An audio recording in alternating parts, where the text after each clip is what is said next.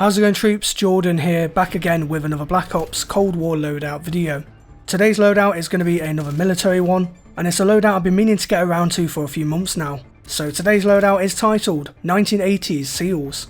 Make sure you give this video a thumbs up and hit subscribe, and let's jump right in. With this 1980s SEALs loadout, we're going to be recreating a typical US Navy SEAL from the 1980s, and we're going to be referencing this loadout on a couple of Navy SEAL documentaries, including one about the US invasion of Panama. Playing as a Navy SEAL, we're going to be playing tactically on the maps by infiltrating buildings and moving in on objective points. So our playstyle for this loadout is going to be tactical.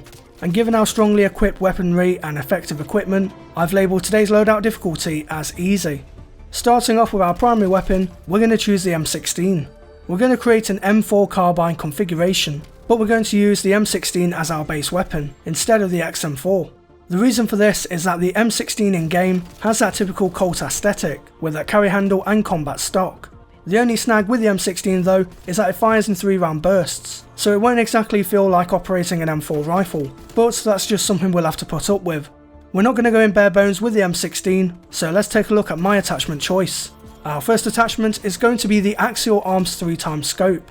You usually see the Navy SEALs equip some sort of optic on their weapon, and the one that I've seen used a lot in those documentaries I mentioned was an ACOG like scope. So we'll equip the Axial Arms scope as it gives that 3x zoom magnification, which is a good medium for this weapon.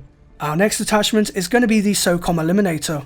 The SOCOM muzzle gives us 85% muzzle flash concealment, which will help to keep our gunfire on the enemy's minimap short and sweet, and also reduces our vertical recoil significantly, which will make our shots more accurate and deadly. For our third attachment, we're going to equip the 16.3-inch titanium barrel. This barrel is going to remove that old polygonal handguard and instead adopt a more M4 look.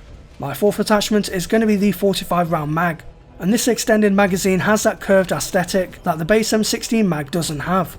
And finally, for our fifth attachment, we're going to go with the SAS combat stock. And this combat stock again upgrades that M16A2 and gives our weapon that finishing M4 touch, with the benefit of faster aim walking movement speed. So now that we've discussed our primary weapon configuration, it's time to move on to our secondary weapon of choice for this loadout. For our secondary weapon, we're going to choose the MP5, and in order to equip the MP5 in our secondary slot, we're also going to choose the Lawbreaker wildcard. Heckler & Koch MP5 variants were seen used by some Navy SEALs during operations where a smaller and lighter personal defense weapon was needed to quickly take down their foes. In one documentary I watched, which was about the US invasion of Panama, some US Navy SEALs armed themselves with the MP5A2 variant, and so for our MP5 in game, we're also going to build the A2 variant.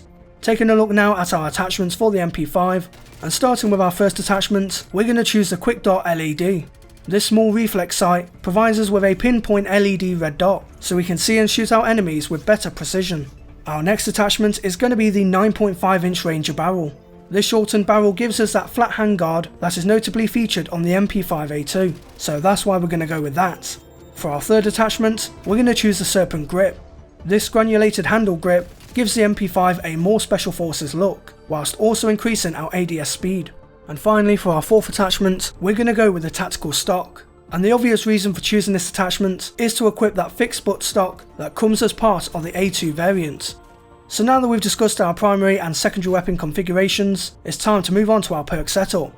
Taking advantage of the Lawbreaker wildcard, for our first perk, we're going to choose Flat Jacket from Tier 1. Flat jackets were usually worn by the Navy SEALs on operations throughout the 1980s, so we'll go with the Flat Jacket perk for this reason. And for our last two perks, we're going to choose both Cold-Blooded and Ninja from Tier 3. Navy SEALs always wore camouflage uniforms and were sometimes seen covered in camouflage face paint to better blend in with the environment and avoid detection from the enemy. Cold-Blooded mimics this by keeping us ice cold against enemy thermal optics and hostile aircraft, so that's why we're going to choose Cold-Blooded.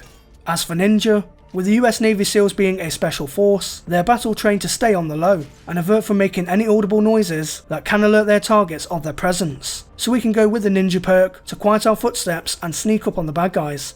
Moving on now to our equipment and field upgrade. For our lethal equipment, we're going to choose the frag grenade. Fragmentation grenades were standard when it came to the US Navy SEALs, so we're just going to equip ourselves with the frag as well. As for our tactical equipment, we're going to go with the stun grenade. Either the stun grenade or flashbang can be used for our tactical slot, but I find the stun grenade fits the Navy SEALs better. We can chuck one of these stun grenades into a room and disorientate and slow down the bad guys from taking us out. And lastly, for our field upgrade, we're choosing the Assault Pack. There's not really anything in particular from the list of field upgrades that would fit in nicely with a Navy SEALs loadout, so we'll just go with the Assault Pack to refill our ammo supplies for the team. So now that we've talked about our equipment and field upgrade, it's time to finish off this loadout with our score streak selection. For our first score streak, we're going to choose Armour. Armour in Cold War grants us extra protection against incoming gunfire, and we can use armour as another reference to those flat jackets worn by the SEALs. Combining the use of flat jacket and body armour will make it difficult for the enemy to try and kill us, which just shows how tough the Navy SEALs are. For our second score streak, we're going to choose the Harp. Intel and reconnaissance has always been a big part of the SEALs, as it helps them to identify high value targets and to scan the surrounding area for any threat or information the SEALs on the ground should know about. The High Altitude Reconnaissance Plane, or HARP, reveals hostile locations and directions in real time, which will help us to eliminate the bad guys knowing where they are. And for our third and final score streak, we're going to go with the highest streak in multiplayer, the Gunship. Lockheed AC-130 gunships were flown over Panama during the invasion, and they not only helped the SEALs with locating targets and pathways and revealing crucial intel, they were also kitted out with all sorts of high explosive armaments to attack and destroy multiple targets. Luckily for us, we had the gunship in game, but it does come at the cost of earning a whopping 10,000 score, so unless you reverse boost or camp your arse off, your chances of getting one of these bad boys in multiplayer are very slim. Regardless, the gunship will still be our third and final score streak.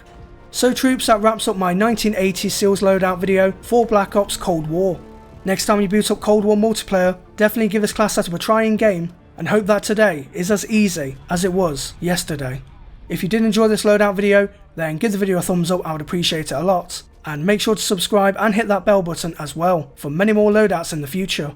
If you have any friends who might be interested in this sort of content, then share the video around with them to help give my loadout videos and my channel more widespread exposure. And if you want to see behind the scenes previews of my loadout videos, you can follow me on Twitter at jordanxbrookes for all the latest on them.